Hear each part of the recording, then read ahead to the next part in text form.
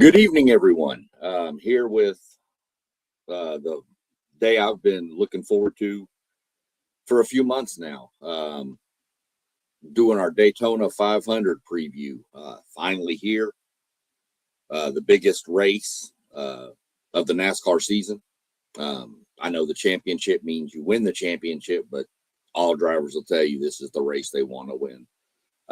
This is a life-changing race. Before we get into some of the stuff, I'll go through real quick. Got some news today. Brad Keselowski, the driver for Roush Fenway Keselowski, one of them drives the number 6 car, had broke his leg in a skiing incident in December, has been totally cleared for race activity. So that's a big plus that he'll be able to race this weekend. On another note, we could potentially see some weather roll in Sunday for the 500. Fingers crossed it doesn't. We just went through a lot of weather issues in North Carolina. So for the Clash we just had to push it back from what was supposed to be Saturday, Sunday to a Wednesday event. So we're going to hope for the best. It is Florida, so weather can change at the drop of a hat. It could be 80 degrees and sunny by then, but could also be a torrential downpour. So just can, tell everybody that if you're planning on going, that definitely, just like I say about any other sporting event, check the weather because you never know. Other than that, that's really the main news that came out. They have made one change to qualifying where used to be, past few years especially, you would see drivers when they get out for qualifying, they would hold their hand up to the window, believe it or not, to try to deflect air from coming in the car. That doesn't really do much, but in a sport where 1,000th of a second can be the pole, you never know. So they've made it to where now you can no longer do that. Once you leave pit road, you can't hold your hand up, can't do anything to try to manipulate the air, in other words. So don't really know that it's that big of a deal, but again, I mean, it could be. Some drivers really like to do it. Some never did. Joey Logano loves to do it. I can remember watching Kevin Harvick. He never really liked to do it. He said he would prefer to have 2 hands on the wheel at all times.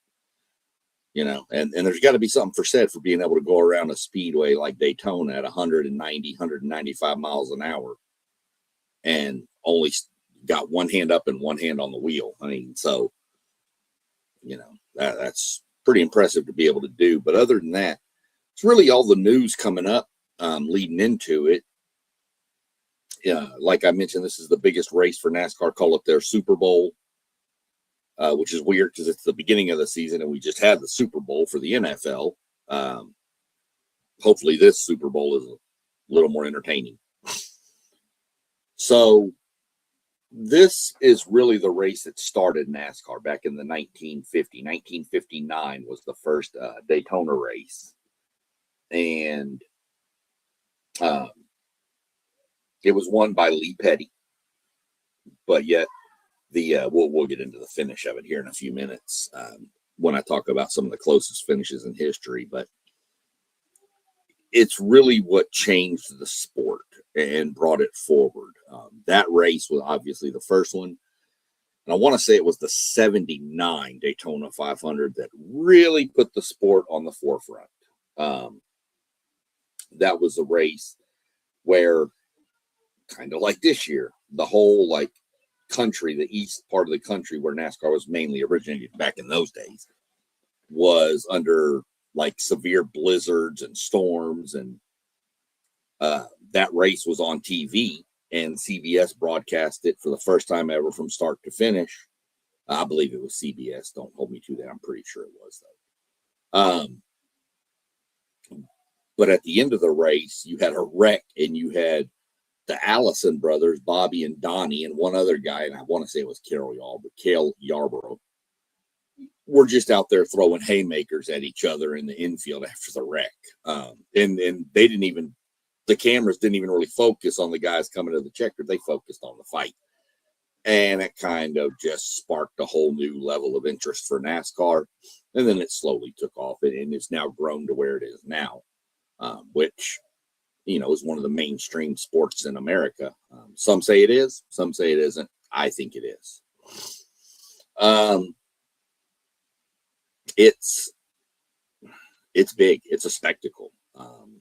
It used to be a 2-week long to whatever process with cars getting down there, getting on track for practice. It was this whole, called it Speed Weeks. Still call it Speed Weeks, even though it's done in 1 week now, but there's other events around it. They're racing down in New Smyrna with the legend cars and late models and stuff like that.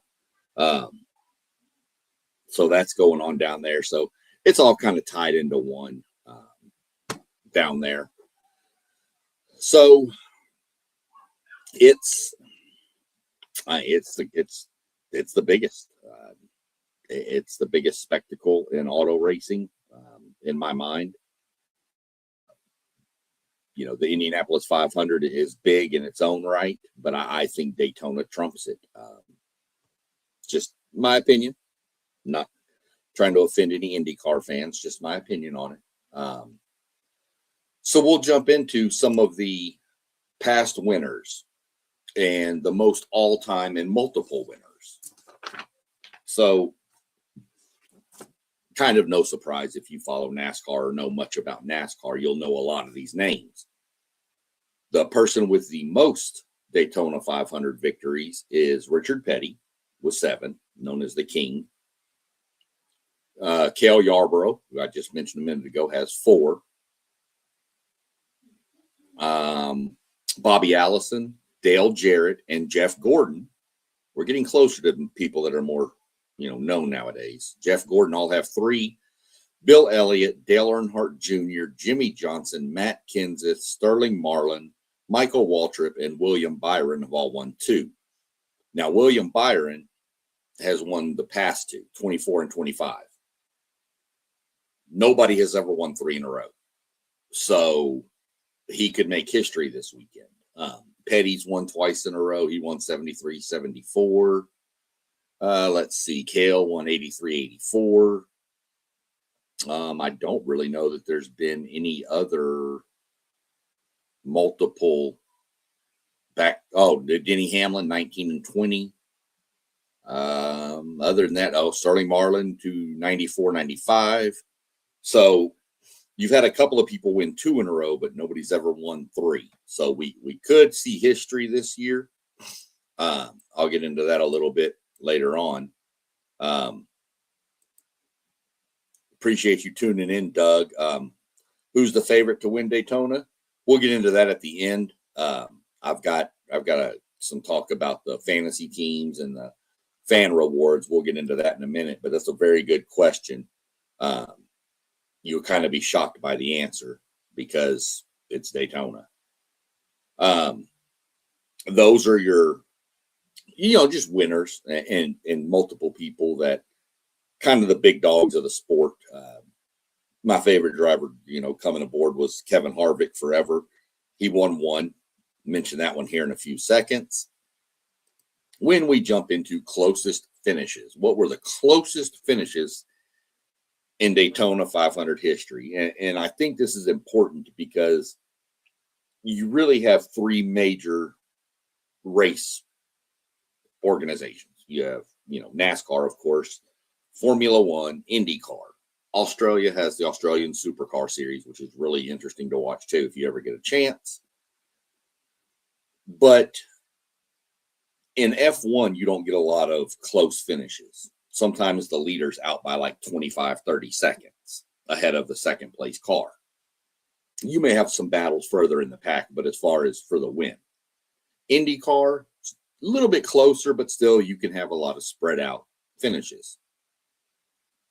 But yet you go to Daytona, and I've just got the top 3 listed. And The closest finish in Daytona history was February 21st, 2016. Denny Hamlin beat Martin Truex Jr. by 1/100th of a second. That's 0.010. So you got to realize these cars are doing 190 right around there. So you can imagine how quick you cover 0.01. I mean, you're talking inches, half inch, quarter inch. The second closest in Daytona history was February 18th, 2007, and that was 2/100ths of a second. And that was Kevin Harvick over Mark Martin. The third is Austin Cindric beat Bubba Wallace by what seems like a mile. He beat him by 0.036. So, yeah, that seems like, if this is 0.01, this is 0.02, this is like 0.0. That just seems like a huge amount, and it's not. I mentioned the 1959 race, and I think this is kind of one of the funnier stories of NASCAR. Was that race was, of course, the inaugural race, and Lee Petty won it, as I mentioned a minute ago. But yet, he didn't know he won. He thought he won, but NASCAR gave the win to somebody else. Lee Petty threw a fit. Bill France Sr., the founder of NASCAR, took 3 days to get all of the newspaper, the photos, everything they could get their hands on to change the rule and to change the outcome of the race to make Lee Petty was the winner. That was about 2 foot, they said. But that just tells you how far technology's come. It took 3 days to get all the photos and all the documents and everything they needed. But yet now we have it in split seconds with all the technology upgrades. So thought it was a little interesting that you could take that long to, it'd be like saying you're going to, we ran the Kentucky Derby, but we're going to wait 3 days to figure out who won. So just a little interesting nugget there for me that I thought. Moss. Yep. Got that clean shave going. Told y'all had to. Talking my favorite 500. It's a big event, man. Big. Been looking forward to it for a while. Just talked about closest finishes. Let's bring up the worst end of the spectrum. The worst wrecks. And again, I've only listed 3. Number 1 all time of wrecks at Daytona was 2001, and that was the accident on the last lap that Dale Earnhardt Sr. Passed away in. He hit the wall and passed away from the injuries in that wreck. That's, there's probably been other fatalities, of course, in racing, but that's the biggest one at Daytona that everybody can remember. Any NASCAR fan will tell you. In 1961, you had a bunch of different accidents in a row, a chain reaction of them.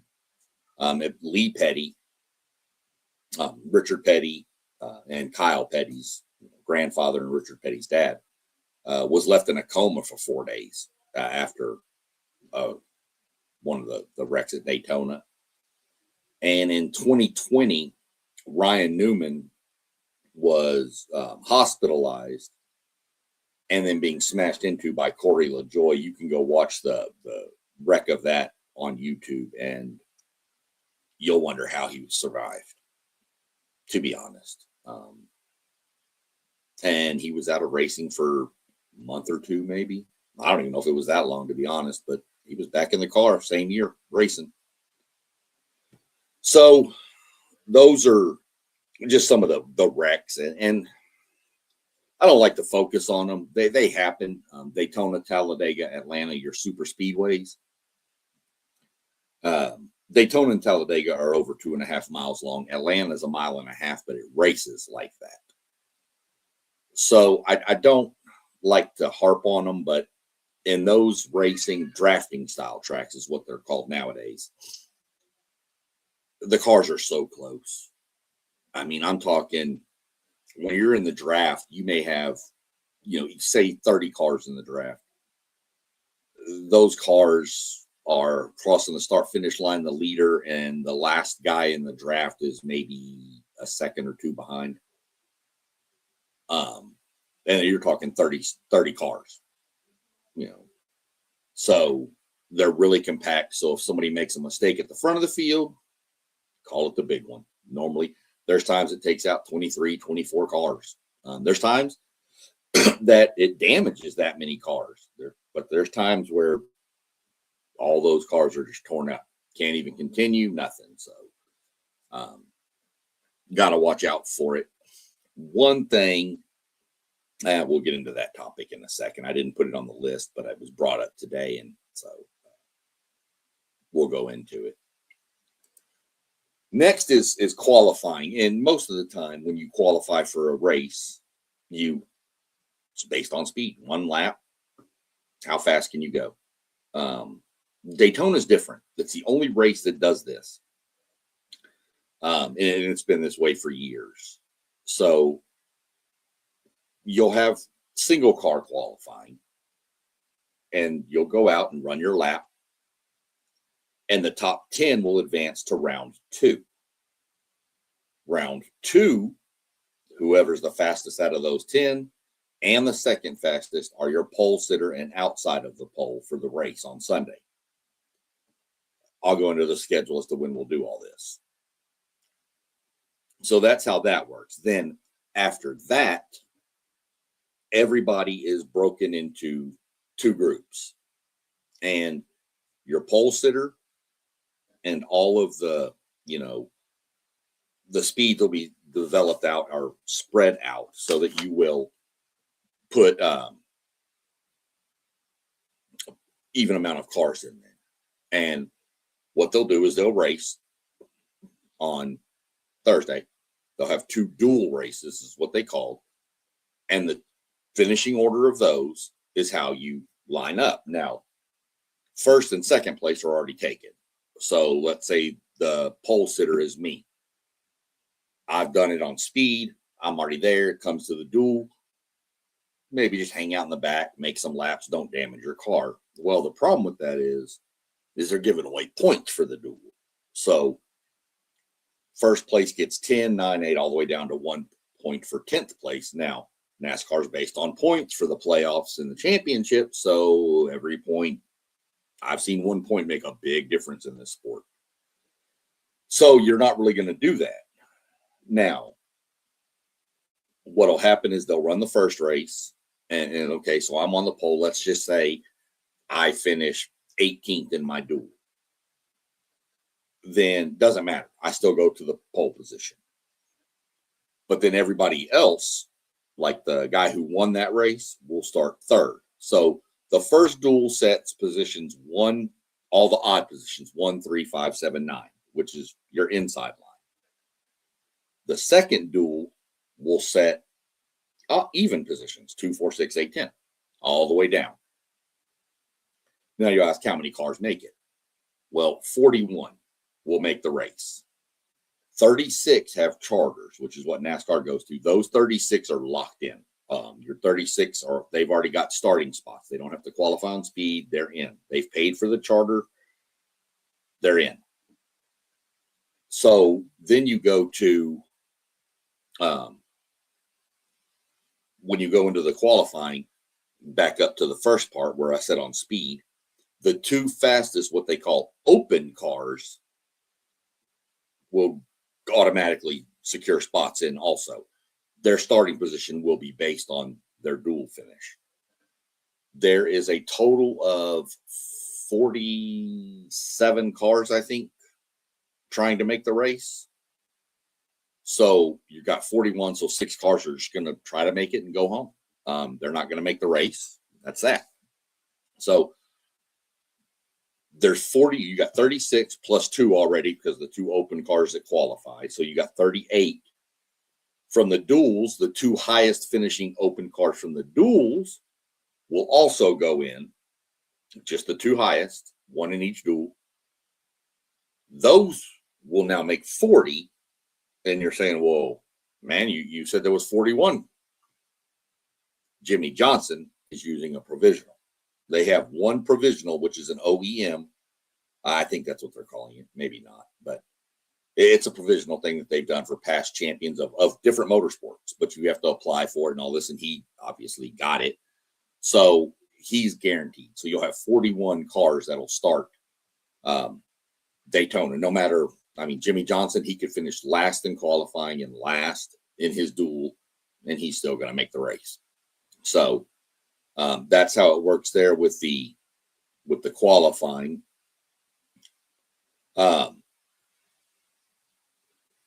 Then we move on. We'll jump into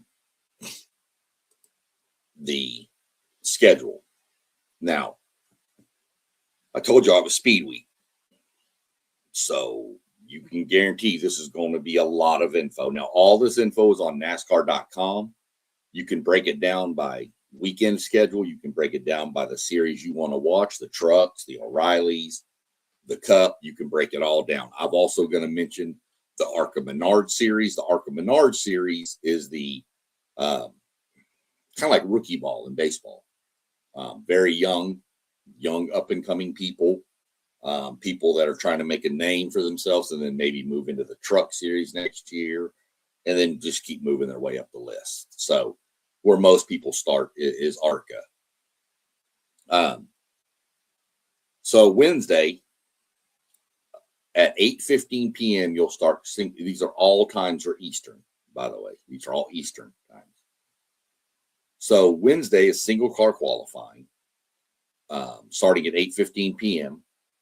And if I'm not mistaken, that is on FS1.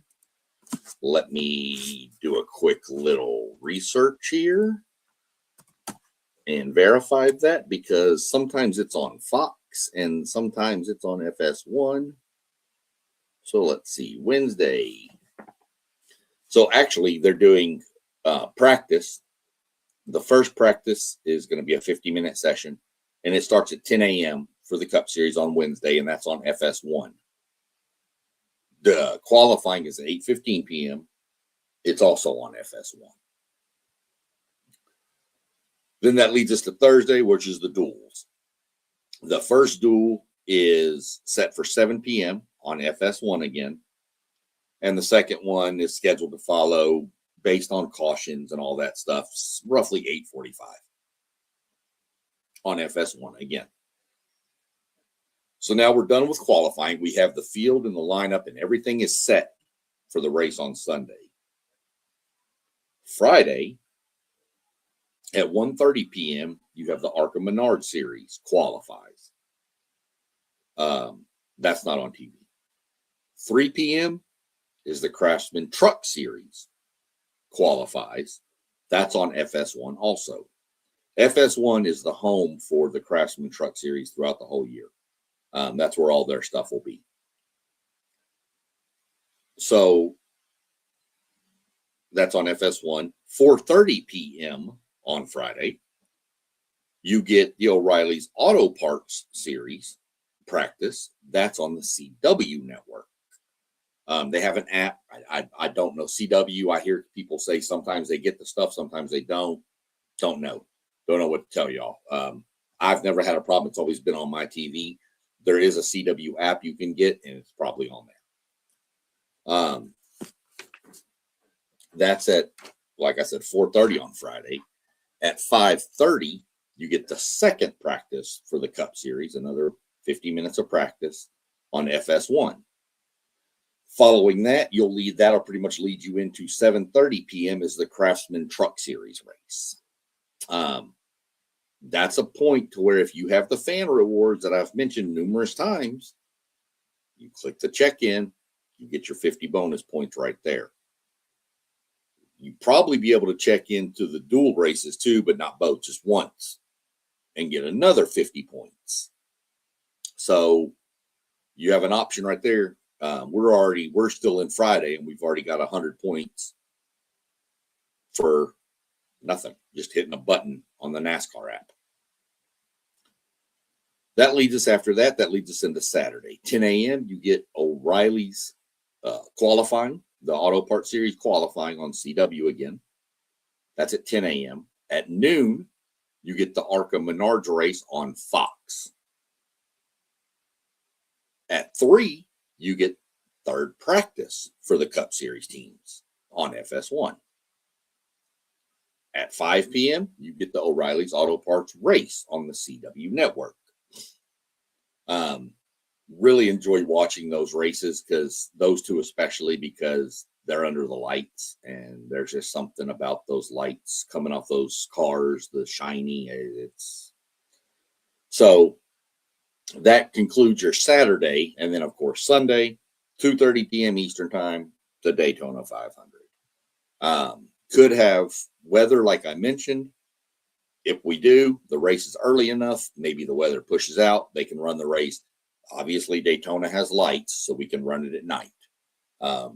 We're going to keep our fingers crossed, everybody, that don't have to deal with the weather. Hopefully. So people always ask me, how much do these guys make for the Daytona 500? It's hard to say, because NASCAR has stopped announcing the amount of payouts now. Don't know exactly why. But I can tell you in 1959, the whole purse was $53,000. If I'm not mistaken, I saw somewhere Lee Petty won $19,000 for winning the race. $19,000. Doesn't seem like a lot by today's standards. Now in 2015, the purse had gone from the $53,059 to $18 million. It's a huge gap that it's been going up every year since then. I mean, up to that point and since then. I saw a thing the other day. This was the last year they announced that Joey Logano won like 1.1 million for winning the race that year. So 1.1 million versus 19,059. Yeah, it's pretty crazy. 2020, the purse went up to 23 million. 2023, it was at 26 million. 24 was at 28. This year is upwards of 30 million. 2025 was over 30 million. So this year's probably going to be even more than that. And then, I mean, that's broke down between all 36 chartered. Open cars don't get any money, even if they win the race. Now, they're going to get lots of notoriety and sponsors and things like that, but they don't get any portion of the prize money. Just the way NASCAR does it. So we're going to see what happens. Like I said, I don't know exactly how much they make, but I can tell you it's over $2 million. The winner of the race gets $2 million. So it's pretty good amount, pretty good chunk of change. And I misspoke. It wasn't 1.1 million. It was 1.58 million is what Joey Logano won in 2020 or 2015. I'm sorry. So we've gone through all that. That being said, you jump into, as soon as I can click the button, we go to Doug's question here. Who is your favorite to win Daytona? The easy answer is there isn't one. Daytona, Talladega, Atlanta are wild cards to me. Now, that being said, you make me pick somebody, I'm probably going to go with either William Byron, the 24 car, possibly Denny Hamlin in the 11. He's won 3 of them. I think the Sentimental favorite is Kyle Busch. He's never won one. So I think he's the sentimental favorite that everybody wants to see win one. I'd like to see the 21 car win one, mainly because that's my driver. But favorites are hard to pick in Daytona. Favorites are hard to pick in auto racing, period, because you're not there. There's so many other factors in it. I mean, you could go back to last year's championship race. Denny Hamlin was dominating the championship race last year. There was a late caution. He came in. Some people took 2 tires. He took 4, put him behind. He never could make it up and lost the championship because of it. So there's so many more different things involved with as to who's the favorite. Now, when I go into fantasy and fan rewards, I've mentioned it before. We have a WTP Sports Dudes Facebook page. You can go there. You can scroll through the comments on there, and you'll find a post that I made that says the username and the password for a fantasy group I created on NASCAR. It's a private group. Obviously this will be on YouTube. Questions can come up. I monitor my comments throughout the week. You post a comment, a question about fantasy, I'll answer it. Am I by any means an expert on NASCAR fantasy? No. I'm terrible. I mean, I finish terrible every year, but I do it because it's free points for my fan rewards. This weekend alone, you get the 50 for checking into the duel.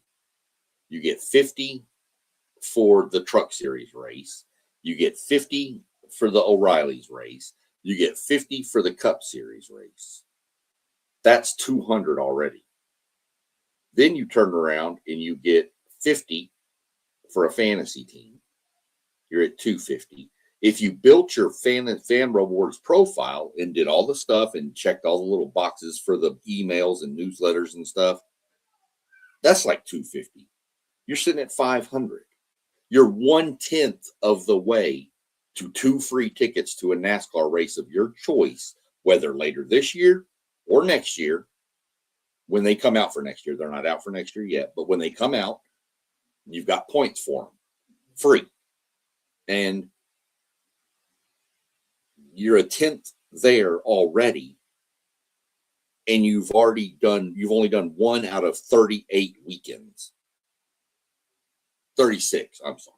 38 weekends, 36 racing weekends. And some weekends you can get 100 points. Some weekends there's only the Cup Series, so you get 50 points. Some week there's all 3, that's 150 points. That's just for the races. You also get you get points for playing fantasy every week. You get points for streaks, for how many check-ins you do in a row. I can tell you that I will probably be at 5,000 points, probably about 10 races into the season. Now, I'm at the champion level, so I get bonus points and all this, but you can get up there pretty fast too. There's no other sport that makes it as easy to get free stuff. If you know of one, please let me know, because I don't. That gives you tickets, gives you merchandise, autographed merchandise for just going to an app and clicking a button. And if you're wondering, well, what if I'm not following it as close as somebody like me? How would I know the races? Well, if you go in and set a notification on your phone for when the series is going to race, your phone will go off. Oh, you click the app, boom, boom, done. You don't have to watch the race if you don't want to. You just, okay, 50 points. And then on a Saturday, boom, 50 points. That easy. Don't have to do anything. Fantasy lineup, like I said, you select 5 drivers. And then you answer some head-to-head questions. Who do you think is going to win? And you get 10 points for each correct head-to-head question. If you go look at my YouTube page, you can look at my posts. I post the answer to the fan rewards question that comes out Tuesdays and Thursdays. And if I'm not mistaken, I think Powerball Wednesday cranks back up this Wednesday. So there's a chance to get another free amount of points. Normally it's 10, but last year my wife hit like 96 something points once or twice. I hit like 50 something once or twice, but normally it's 10. So don't, but again, it's just free points for opening an app and hitting a couple of buttons. The bonus question that you get, the fan rewards question, even if you get it wrong, you get the points. Now, where else are you going to get that? You can't go on Jeopardy and get the question wrong and get points. If you could, I'd go on Jeopardy. I could beat Ken Jennings. So to me, it's just a fun thing. And again, I mean, I'm obviously a big fan of the sport, but I'm also a big fan of free stuff. So, I mean, it's just how I am. And what I'm trying to do is bring this, like I've said numerous times, who is in my opinion, is the best fan sporting event there is. So I just want to bring it to more people and, hopefully get some more traction going with it for, I don't know, just because I think it's a great sport. I think it's a great family sport. You can go back and watch my NASCAR for Beginners series. There's one of them where I actually interviewed my wife to get a female's perspective on the racing and break down about families and all kinds of stuff. And I gave her the list of questions. She filled out her answers, and we sat here and I asked her about it. And if any of you know my wife, she's just going to tell you how it is. So I don't really have a fantasy lineup yet. I'm waiting to see how qualifying and the duels go before I set my lineup. Now, I will tell you this. Don't base your lineup on everybody starting at the front, because it's not going to end that way. This is one of the few races, the super speedway races is one where starting in the back isn't necessarily a bad thing, because you can get up front pretty quick. But riding in the back, you're a little safer from the big one. There's no other way to put it, the big one. So don't say, oh, I'm going to set my fantasy team and I'm going to take the top 6 or 5 drivers, whatever. Don't. That's not the way to go about it. You can only use each driver 10 times in the first 26 races. So if you just say, I'm going to choose the top 5 for every race, well, eventually one of those top drivers is going to run out of events, because they're going to start in the top 10 almost every race. Kyle Larson's, William Byron's, Ryan Blaney's, those guys always qualify well. So you've got to be able to have a mixture of not necessarily guys in the back, but you've got to kind of figure out, okay, who do I think? And this is where I'll be giving updates every week on my fantasy roster. I will probably, most qualifyings are done on Friday, some Saturdays. So if it's a Friday qualifying, then more than likely Saturday at some point, I will jump on with my fantasy lineup for the week and my head-to-head questions. If it's Saturday qualifying, I'll either go Saturday night or I'll post something early Sunday morning in plenty of time that you can get on, watch it, and still have time to set your fantasy lineup. Don't give me hate mail if your fantasy lineup's terrible, because if you follow my advice, Mine's going to be just as terrible. So, like I said, watch some races. At the beginning, when you're just getting into it, if you don't really know any of the drivers, you can follow me. You can take some of my advice if you want for the qualifying and the fantasy team. And then as you start watching some races, you'll be, oh, wait a minute, I like that car. Oh, I haven't picked that driver yet. So you click on that driver. Well, he's going to be there.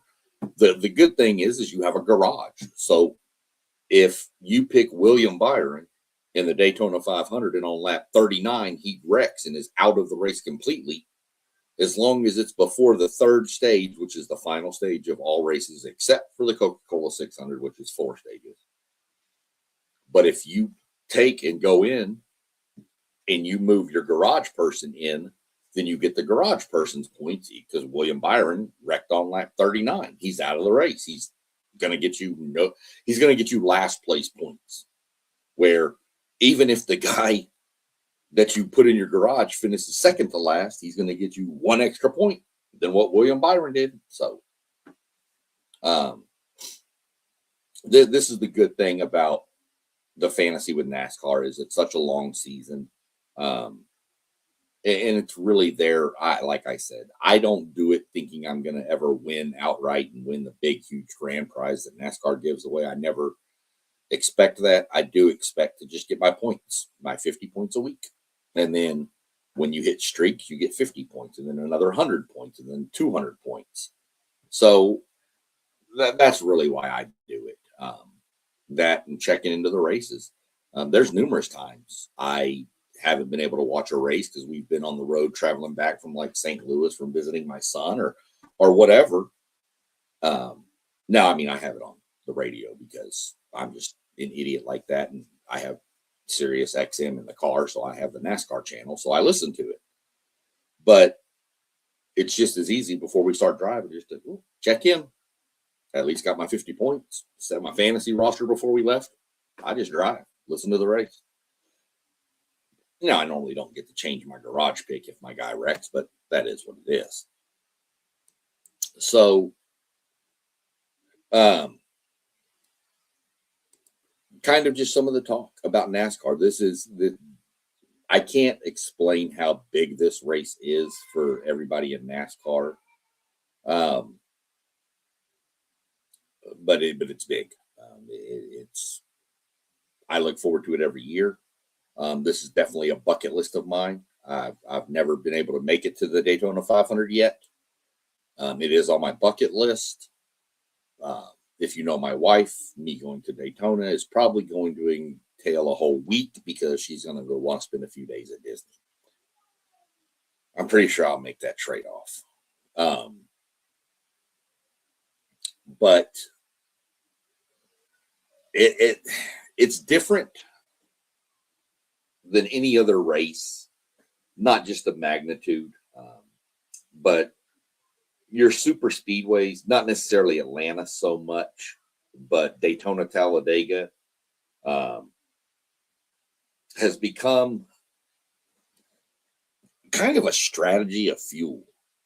And by that, I mean, a lot of times the guys up front aren't running 100% wide open. They're pushing all the air, so they're getting worse fuel mileage. Now, I heard this explained today by Rudy Fugel, the crew chief for William Byron. He said, if the leader's running 60% throttle, if you're 7th to whatever in line, so maybe 15th position, because there's 2 lines normally. So if you're in 7th in line, you might be running, and then you've got 7 more cars behind you, let's say, he said. So you got 7, you're in the middle. You might be running 20% throttle. So you're burning almost 0 fuel, and yet you're keeping up with the pack because of the draft. You're just pretty much getting pushed and pulled by the cars. Now, you may be saying, what does that have to do with anything? Well, the less fuel you burn when you do come into the pit, the less time you got to spend fueling your car up. if you're leading the race and you spend 10 gallons of gas and I'm running 7th and the pit cycle comes around and you've spent 10 gallons and I've spent 7, you got to put 3 more gallons of fuel in your car than I do. So it's a trade-off of time. And that's how close these speeds and these times are, is that split second, the least amount of time on pit road. The Daytona, you'll see them go out on their opening stage and they'll pit. And unless it's a caution, nobody's changing tires. If they do, they're putting right side tires on or left side. Normally it's just fuel and go. Same at the end of the race, gas and go. If it's a green flag, pit stop. If it's under yellow, you'll see them change tires. But if it's under green, and the difference you'll see with this in Talladega especially is you'll see people pit, not necessarily with just teammates, but with manufacturer mates. And by that, I mean, you'll have Chevys pit with Chevys, Toyotas pit with Toyotas, and Fords pit with Fords. They do this because each car pushes different. So a Toyota is going to push a Toyota different than it's going to push a Chevrolet. A Chevrolet is going to push a Ford different than it will. So they do it to stay with manufacturers and teams. And then they come in and you'll see the Chevrolets will come in and sometimes you'll see a straggler. A Ford will jump in with the Chevrolets or a Toyota with the Fords or something. But generally, it's pretty much all of the manufacturers come together. Just like we were talking qualifying earlier, don't be surprised to see Fords dominate qualifying. They do at these tracks. There's times they'll have eight out of the 10 starting positions up the front will be Fords, but then Chevrolet wins the race. It's just the way the races play out. Some tracks, starting from the pole means a lot, and it gives you a huge advantage. Daytona, not so much. Like I said, I don't know how many times I've seen guys. There's races years ago where the winner of the race is like in 12th position with 2 laps to go and gets a push at the right time and just speeds by everybody and wins the race. There's you don't have these days of just dominating by just taking off and outrunning everybody. Everybody's too close. The competition is even a lot. The playing field has evened a lot. It's driver versus driver, and it's what little bitty knob can you turn to make the car that much better than this guy's car. That's what it's come down to. Somebody said the other day, you can make 15 different adjustments to a car and you may make it 15 hundredths of a second or 15 tenths of a second worse, but you could also make it 15 tenths better. It's just a matter of, did you turn the knob too far to the right or not enough? So just lots of different aspects to watch in this race. You'll hear the phrase during the Daytona 500, oh, you can throw the top 30 under a blanket. Well, probably could. It's intense. These guys are seconds, inches, milliseconds away from each other. I mean, they're there's times they're this far away from each other side by side. You'll see them going down the front stretch and the back stretch in Daytona, Talladega, and they are literally pushing each other, not getting up to them and making, like tailgating them. No, they're literally hitting them. And you'll see the car will be here and the car will come up and he'll bump him. And all of a sudden he's gone. And now the driver that got pushed out is riding the brake a little bit to let him come back and do it again. And they just keep doing this over and over and over.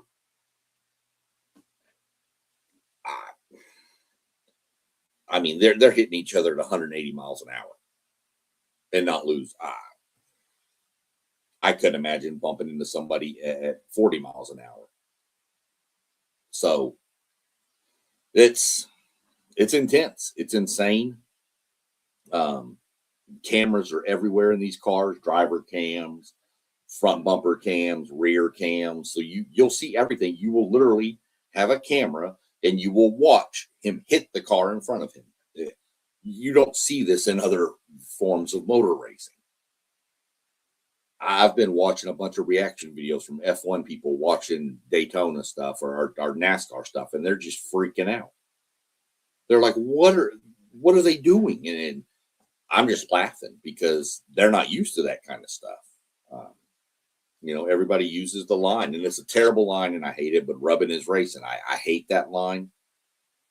It's not exactly true, but in NASCAR, they do rub. They do bump. They do hit. There's tempers. There's fights. It's all. If you also haven't seen it, if you go check out the NASCAR channel on YouTube, they posted their trailer for the upcoming season. Tagline is "Hell yeah." Go watch that video. The video is pretty good. It is actually it was the first commercial to air after the Super Bowl on NBC. NBC is a partner of NASCAR. They get the second half of the season. Fox does the first half, and then Amazon Prime. There's numerous. We'll keep everybody up to date. I'll have to do the schedule every week on this channel. Probably start doing this on Wednesdays. The preview for the upcoming race. We'll probably be doing a recap of the weekend's previous race on Mondays, on tonight. Didn't really have a race to recap this week, so we're just going to do a preview this week because we do get started on Wednesday, so it's a little earlier. That's the game plan moving forward. Is Wednesday, that's Monday recap of the previous race, Wednesday preview of the upcoming race, and then, as I mentioned, Saturday, Sunday, whenever qualifying is, either the night of qualifying or the day after qualifying, I'll be going live again to update my fantasy lineup and let everybody know what's going on. Again, if you're curious and you can't seem to find the page on Facebook, you can drop your comment on the YouTube page under the video, or just message me on YouTube, and I will respond to you with the password and all the information you need to get signed up into the group. Other than that, we're going to call this. I mean, again, keep an eye on the weather down there in Daytona, and hopefully we get the race, in on time, and you never know. We're at the mercy of Mother Nature, unfortunately, in this event more than almost any other event. Football and all that'll play in the rain, just not the lightning. NASCAR, they'll race in the wet track, not a pouring rain, not a rainstorm, but they'll race if it's damp, just not on the super speedways. Too dangerous. But on the short tracks and road courses, they do have wet weather tires we will bring out. But it's too dangerous on a track this size, this much speed, and as close as the cars are together. So erring on the side of caution, which is always a good thing. Driver safety is the most important thing in my mind for this sport. So I hope everybody has a good evening. Was hoping we'd get a few more questions thrown in here, but it's Monday, and I think everybody's busy trying to get ready for that Kansas, if it hadn't started already, that Arizona-Kansas basketball game tonight. So not going to be too mad at people, but everybody go enjoy your Monday. It's race season. So if, you're going to see my ugly mug a lot. I can tell you that much, because this is my time now. From now till November, this is all about me, and this is all about my sport, and we're going to go at it, and we're going to have fun, and hopefully bring a few of you along the way with us, and we'll have a good time. Other than that, y'all have a good night, and peace.